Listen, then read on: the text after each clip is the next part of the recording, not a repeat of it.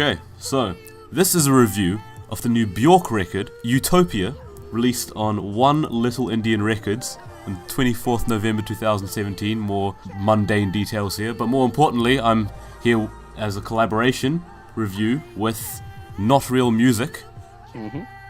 Hello. Yes. Thank you for having me on. Oh yeah, it's great. This is going to be my first collaboration review. It's kind of testing the waters a little bit, but it's going in raw, going in fresh. It's going to be great. Yeah.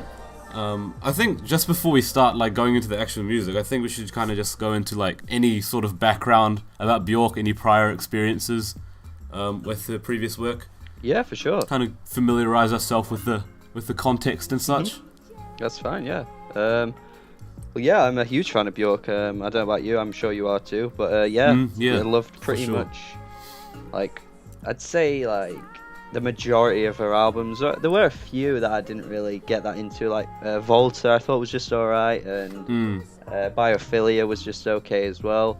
But even albums like Medulla, I think is I think that's amazing. But I think a lot of people don't really rate that one as highly as they should, to be honest. But and of course post debut, Vespertine, Homogenic, they're all amazing. And then Vulnicura from a few years ago was a really good return to form, I thought. Yeah, definitely. I just I've always been a huge appreciator of Björk's music and how she kind of stretches the traditions of traditional pop music and kind of tries to find some beauty in other unknown corners, lyrically and musically. I was listening through her whole discography in preparation for this this album, because it was Björk's birthday earlier in the week, so I was pretty excited for that. Also Carly Rae Jepsen's birthday on the same day, which was quite nice. Of course. But yeah, I love her first two records, and I'm not, her earlier stuff before debut and post with the Sugar Cubes and stuff. I'm talking about debut and post. I love those two records, even though they're kind of they're a little scatterbrained a little bit, but I still love them a lot. I think she's really forward thinking, and then she kind of went all out. You have as you said, Medulla, which is a cappella, and Volta, which I do think is kind of flawed in a way, but it is very nutty. I do appreciate that. And the lyrics as well. The lyrics are actually quite politically charged, and there's some lyrics about terrorism and space, especially Biophilia as well. Another record that I think was kind of marginal, a little lukewarm, but I thought the lyrics were beautiful. That's the thing. You always get great lyrics, don't you, from Björk? She's just the definition of an artist, because she just makes pure art. That's what she focuses on, and that's kind of the best part about her, I think, because every album is just its own piece of art. And I just think there's not many out there that are like Björk. Absolutely, yeah. Her lyrics are just so rich and detailed. She really hones in onto a topic. I remember there was a track called Virus on Biophilia, where she kind of talks about, she uses the concept of a virus or an infection as to kind of explain love, which I thought was really creative, actually. And then basically I've been a huge fan. Homogenic's probably my favorite, but I think the most important one in preparation for this album here was Vulnicura, which is kind of the precursor to this album here. Because, I was thinking that. Vulnicura is it's a breakup album. Definitely her most devastating album, blatantly sad, with songs like Stone Milker and Black Lake and Family. Basically a very detailed look into the pains of breaking up, and kind of she really translated it really well into the lyrics and the music, and that was really impressive. But Utopia, on the other hand, is apparently meant to be the happier side, the daytime to the nighttime that Vulnicura was. Yeah, definitely. I even read as well that she called it her Tinder album. Yeah, that was really funny. That was really cute. But yeah. Yeah. It's quite a heartwarming. It's actually, I think it might be her most heartwarming release yet. Okay. Maybe not. Don't quote me on that one, but like it definitely feels very heartwarming and affectionate. It's not always like bright, because there's some tracks on here that are quite emotionally charged. But like you have tracks like "Blissing Me," which I read into the lyrics, and it's so adorable. Like, like the two music nerds literally like connecting. It was like, oh, that was so heartwarming. Yeah, that was Yeah. And the opening track as well, where it's sort of like she's talking about how like a kiss like brings out like all her senses, like everything kind of like flourishes, that kind of idea as well. I thought that was really well written. Same, yeah. It's just every time I look into the lyrics, I'm just wowed by like the poetry she kind of puts into her music. Definitely. Yeah, I mean, we can talk about the production at some point, but yeah, just like the lyrically, I was really impressed. Like that's definitely one of the big highlights for me.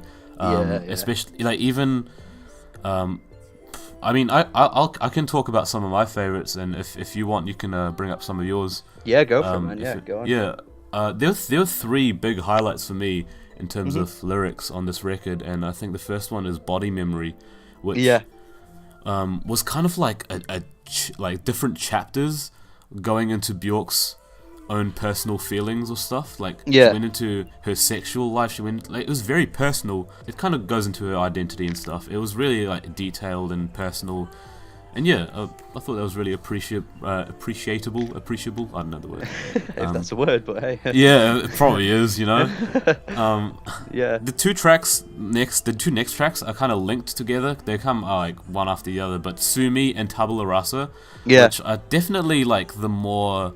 I mean, they're heartwarming, they're uplifting, but in a way that kind of comes after a bit of hardship, where Sumi kind of talks about claiming custody over her children, which is a pretty like heavy topic. I know. I didn't know anything about that as well. When I read into the lyrics, I was like, "Whoa, this actually happened? That's crazy." That was really interesting to read about. But I think it really shines on Tabula Rasa, where she kind of repeats the statement Tabula Rasa, which I think is like kind of like something that once crumbled, and you're kind of using the remains to kind of build something new, like something new.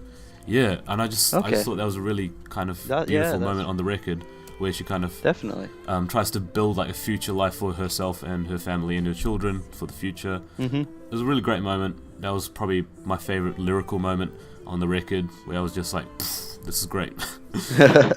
I'm trying to think which one I'm thinking of. Where Features Creatures was an interesting lyrical one, I thought. You know, like where she's talking like, oh, when she sees someone that's got the same height as you, or like the same accent, like it just like reminds her of that, and then she suddenly thinks that she's so close to falling in love and stuff like that. I thought that was an interesting track. Despite the length of this record and how many tracks are on here, she kind of finds different ways to kind of delve into her, like, kind of maybe an uplifting side, find some sort of salvation after, like, this period of hardship for her. I think it's a kind of important to talk about, like, musically what goes on, like, the production-wise, because that's a big talking point for this record, and I've kind of noticed that it's, like, okay, first off, Arka's production, I mean, Arka produces the record alongside Björk, so Björk does some of the production, but Arka definitely, you can tell, like, it's so recognizable, like all the wonky stuff and like the off-kilter stuff. He did some stuff on Vulnicura as well, didn't he? Yeah.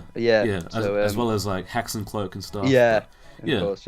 Arka's production has always been really interesting for me, because it's always been like, I love like the sonic textures he uses. For example, on his new record this year, he kind of sampled a whip, and it kind of like was like all wonky, and it kind of formed its own beat. I thought that was really creative. I think Arka's super creative, but sometimes the execution is a little hit or miss for me personally.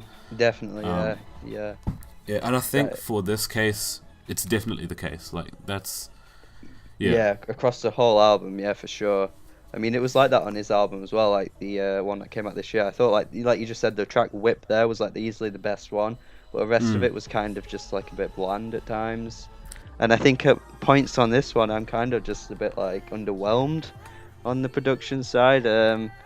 I do think like tracks like Utopia, I feel like sound really whimsical. Like it almost feels like it could have been on like a musical. I don't know if you got that as well.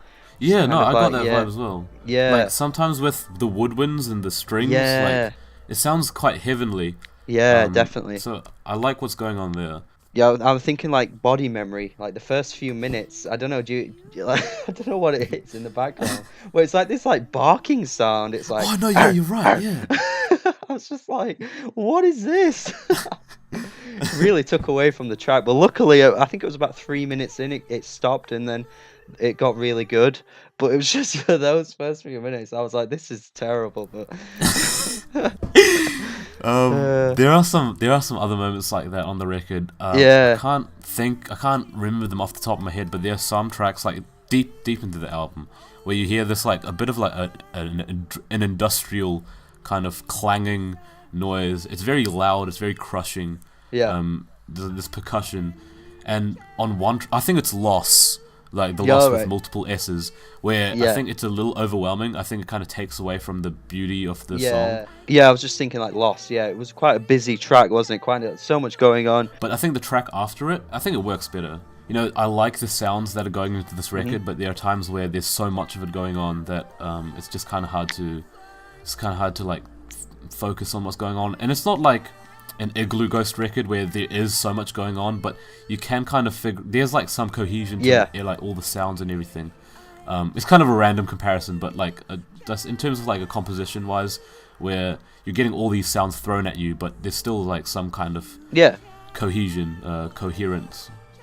Whereas here, I think it does sound a bit like cluttered. I agree. Yeah, I'm trying to think of other tracks as well that I thought Courtship was a really well produced one. I really like that one. There are actually a lot of like really lush, heavenly tracks like The Gate, or at least the start of The Gate. Blissing Me, which has the harp, kind of gave me very strong Joanna Newsom vibes. Yeah, that's a good point, yeah. I thought The Gate was not really one of my favourites. I just thought she kind of overdid the care for you thing. I thought that just went on a bit too much. It was a bit like, you've said it, it's you've kind of done in the point now. It's just kind of getting a bit boring. I don't know.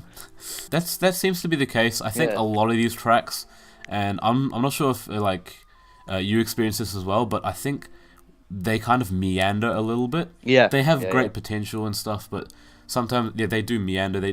Some do drag along. Some do drag on. Others just feel really underdeveloped. Definitely.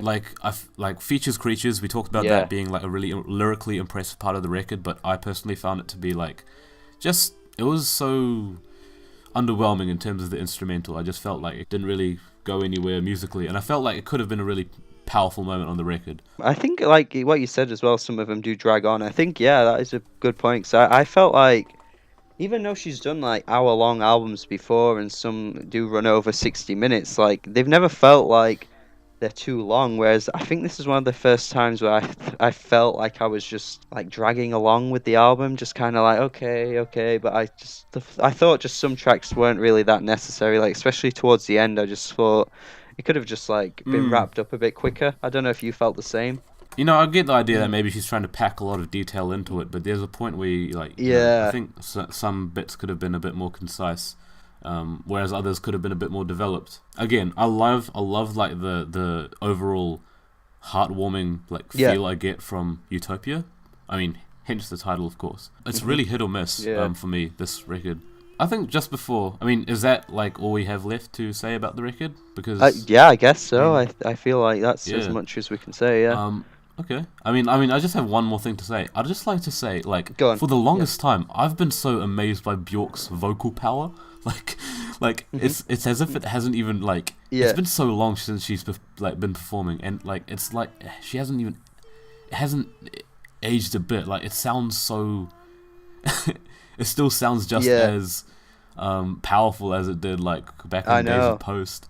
It's pretty crazy, isn't it? It's like she's never sounded like she's losing it or anything like that. Her voice is just like so It's just like a never aging voice. It's crazy. And she can kind of like go into a lower register and a higher register, and then like she enunciates every syllable. Coordinate, and it was like, I make it sound like a joke, but like legit, like it. I find it so endearing. Like she definitely still sounds as forward thinking as she did, like maybe back in days of debut, or post, or homogenic. She's like out of this world, really. I mean, she does take a lot of her music out of this world. So, just another thing I wanted to say, like with the production that we've kind of highlighted as the weakest part, do you think maybe that it would have helped if there was like a bit more of like variety in the production rather than it? Because I don't know if anyone else was on this except for Arca, but was it mostly just Arca? Björk, obviously, Arca, but I checked, and there's also another producer called Rabbit, I think. Oh, I think I've heard of Rabbit. Does he do his own stuff? I'm not too familiar with him actually, or them actually. Yeah, I mean, regardless of who produced the album, I think there could have just been maybe more self-control about like what to include on the record, because there are some moments where it just sounds so cluttered or overindulgent. Okay, so that was Björk's Utopia. I guess we're gonna say our verdict or our scores, or I know that I do a numerical rating and you do a letter graded rating. Do you want to go first? Okay, I mean I'll go.